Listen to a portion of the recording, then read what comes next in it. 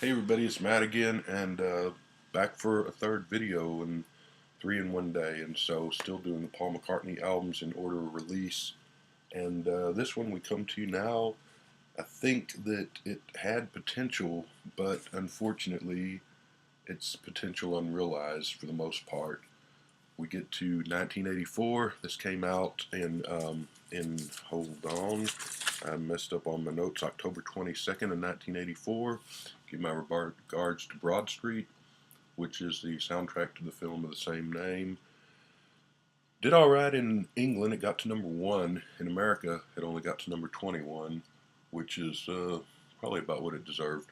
So, yeah, 1984 just was one of the classic, great, one of the favorite years of my life. Just a great year. And I remember, among other things, of course, that's the year of Purple Rain, the movie and the album. Great album, probably like second or third best album of the 80s. A great film, too. The acting in Purple Rain is pretty atrocious, but it's a fun movie. It's got great music, and it was a big hit movie. So when word came out that Paul McCartney was going to do a movie later that same year, I was kind of looking forward to it, kind of excited, expecting, who knows what, but hoping for the best. Went and saw this with my girlfriend at the time. Only saw this movie once at movie theater. Never saw it again on video or anything. It was just, it just stinks, the movie. But so unfortunately, so the soundtrack album comes out for this, and well, let's just get into it. Well, first of all, here's the cover. Just dumb cover, but it even gets worse on the back. You just, you know, love the Beatles, love Paul, but sometimes you just wonder what goes through his head. And then we got inside sleeve is the gatefold, just scenes from the movie, which I hardly remember much of now. 30 years on, 34 years later. Here's the inner sleeve again. What the hell, dude? But and that's about as embarrassing. So bit of a mess of a record, this one. But it starts off well. It starts off side one, first song, No More Lonely Nights, which got to number two in England, only got to number six in the United States, which is a shame because it's a really good song. I didn't buy this album till years later, but I bought the 45 with the picture sleeve of No More Lonely Nights, and that was the last Paul record that I bought for some time. I think next one I bought was Chaos, so quite a while there. I did get the MTV Unplugged CD thing, but quite a long span between Paul records. Um, no More Lonely Nights, really good song. I'm going to give it a 9. It's got David Gilmour playing guitar on it, so it's got that classic Gilmour Pink Floyd sound to it. Just despite some crappy lyrics, everything aflutter and so forth, it's still a really good song. I really like it. But then we get into the main shortfall of this album, which is all these covers, all these, not covers because they're Paul songs, so I don't know that he's covering all these remakes of earlier songs of his. We start off with Good Day Sunshine, classic Beatles song. He does a good job on it, I suppose. It's fine, his remake version, but it's nowhere near the magic of the original.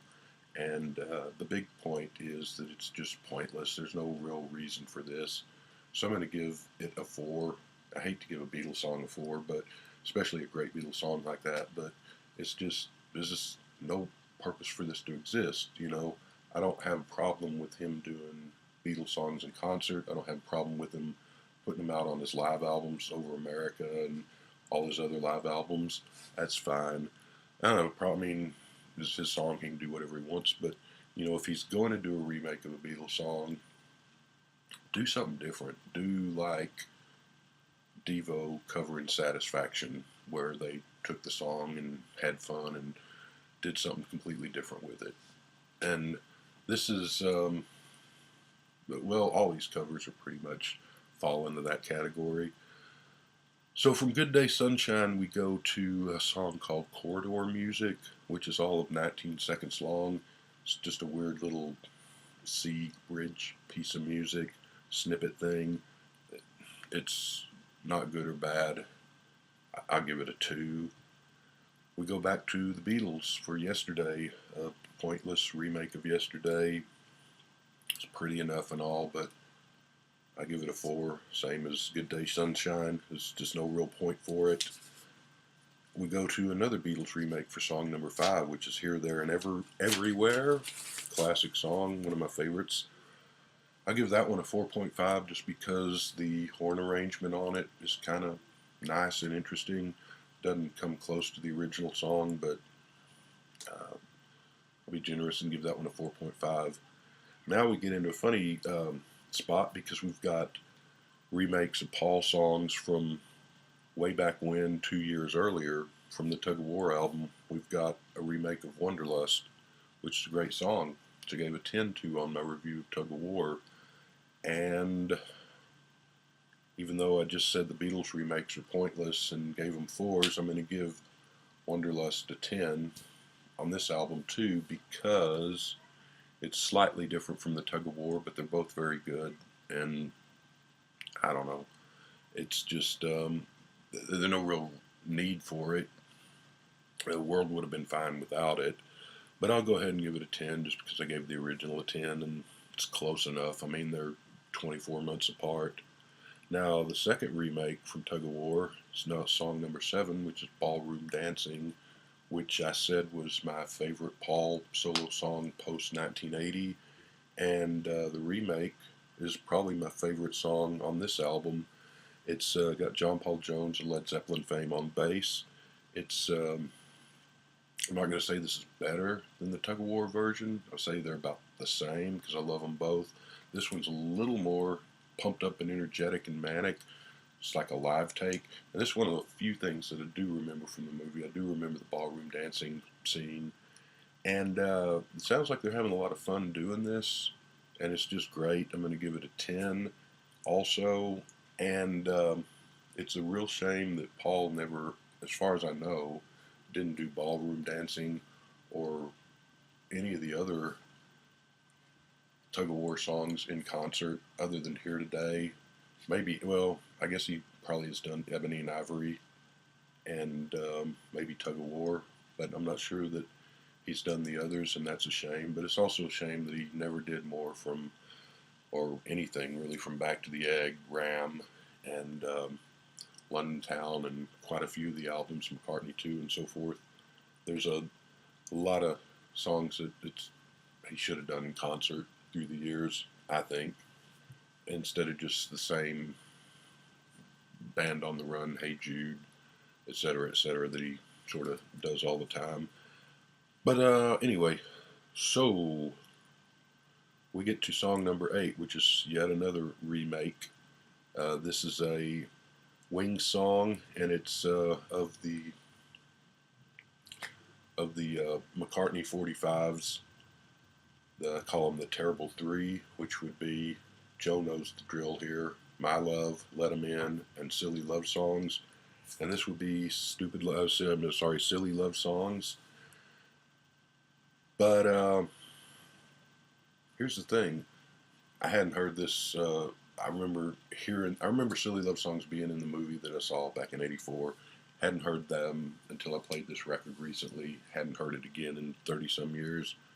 It's actually, the remake of Silly Love Songs is better than the real Silly Love Songs on Speed of Sound. Quite a bit better, actually. Now, I'll give you that the original Silly Love Songs is catchy. I'll give you that it has that great bass line. No denying that. It's just a crap song. But this is still pretty much a crap song, but it's a little more, just a little better. I don't know. I can kind of live with this one. It's got the great bass line, and it's got a cool bass breakdown toward the end of the song. This is, yeah, I'm gonna actually give this version of Silly Love Songs a 4, where I think I gave the original a 1 when I did the Speed of Sound review a week or two back. So, yeah, I mean, it's still far from a great song, but this is a much better version of it. So, there you go. And that ends side 1. And the surprising thing is when you look at it and you realize that on side 1 of this album, there's only one new song. Actually, there's 2 if you want to count corridor music, all 19 seconds of it. But technically, you know, I don't think many people would.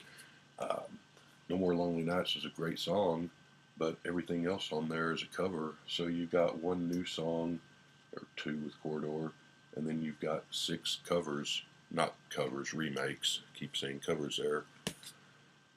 So anyway, see if side 2 is any better. We go to side 2, and oh my god, it's Silly Love. That thing won't go away. There it is again. It's the Silly Love Songs reprise, which is all of 15, 20 seconds. And I don't know why it's called Silly Love Songs, because it doesn't sound anything at all like Silly Love Songs, the original or the remake. It's Paul singing Zippity Doo Dah and just some incidental music. There's nothing to it. I'm just going to give that a 1. Things get better though, because the second song, Not Such a Bad Boy, is finally we get another new song, and it's a good one too. It's a catchy rocker. Got kind of silly lyrics. It's got some lyrics that are okay, and it's got some lyrics that are really stupid, talking about his school teachers had slot machines in swimming pools, which I'm doubtful that they did. But I mean, sometimes you just shake your head wondering where he comes up with this stuff. But it's a catchy rocker. It's a really good one. I'm going to give it a 9. It's probably, well, it's a pretty strong song. I'm going to give it a 9. I really like that one. And number 3, it's like some kind of record. We got yet another new song, which is called No Values. Very good song, rousing, upbeat, fun song. I'm going to give that one a 9 too. Then we go number 4, which is No More Lonely Nights reprise, which is all of 13 seconds. It's instrumental. It's kind of a classical take on the No More Lonely Nights song. It's pretty, but at 13 seconds it's kind of hard to judge it, but I'll judge it. I'll give it a 7. It's over in a blink of an eye, and it's nice. Might have been nice to let it go a little longer, like a minute or so on that one. And we're back to Beatles songs, Beatle remakes. We get For No One. It's interesting that all of the Beatle remakes are off of Revolver, with the exception of Yesterday is from Help. I don't know why or if there's any rhyme or reason to that, but it's something I've noticed. But number 5, we have a remake of For No one of the best Beatles songs, one of my favorite songs ever. The original, on a scale of 1 to 10, I'd give like a 800. I love that song. This one's just another pointless remake. It sounds kind of rushed. I'll give it a 4. You get Eleanor Rigby, same thing. It can't touch the original. It's no reason for it to exist. I'll give it a 4 too. Then you get something called Eleanor's Dream, which is just a tag on to Eleanor Rigby, which I guess is an original. Not very interesting, just an instrumental thing. Give it a Peace and Love too. Another Beatle remake, Long and Winding Road, and this is the worst of the lot. This is just terrible. This is just like you go into a bad airport bar and there's just this sleazy, cheesy, really bad lounge act band playing a Beatles song, and that's what it sounds like. It's just Murph and the Magic Tones type music. So I'm going to give that a 1, and it doesn't come anywhere near to the real Long and Winding Road. But it's just a terrible remake, terrible remake. The album ends with a third version of No More Lonely Nights. This is called the Playout version. It's kind of a cheat to have, I guess 3 technically, but 2 versions of this really. This is not the hit single version. This is sort of a bad dance pop disco version. It's well, it's not very good. It's kind of pointless as the Beatle remakes, and here he's even doing a remake of his own song on the same damn album. I give that one a 3. And the whole the album is interesting because you're not going to be able to see this, but it says the record is longer than usual due to the available playing time on vinyl disc. Some editing took place to retain the dynamic range. But if you buy the cassette or the compact disc, you get even longer versions of the songs. It says there, sounds like a threat to me, and I'll pass. So I'm going to give this album a 5. And the reason I say that it's a shame is that all of the original songs, well, not the remake of No More Lonely Nights, but No More Lonely Nights, I think gave that a 9. Not Such a Bad Boy gave a 9. No Values a 9. And everything else is a remake except for Corridor Music and the Eleanor's Dream and the little bridge parts. But Ballroom Dancing, I gave a 10. This is good, or the equal of the studio version from 2 years earlier.